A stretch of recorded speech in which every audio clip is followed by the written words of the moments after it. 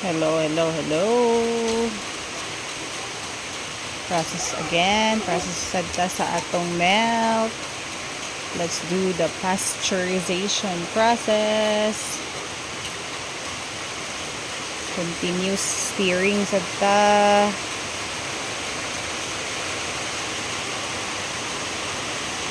You notice dagan kay yung bubbles. Atong ipawala ang bubbles niya through stirring.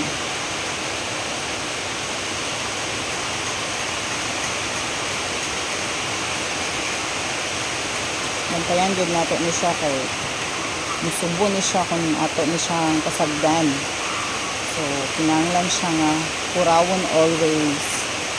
Kuraw, kuraw, kuraw. Mekos, mekos.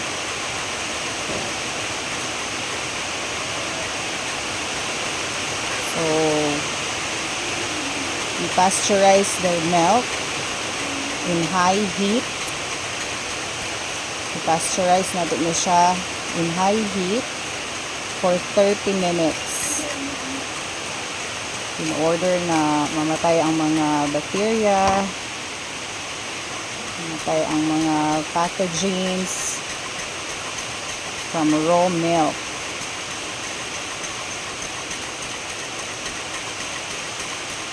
Oh no.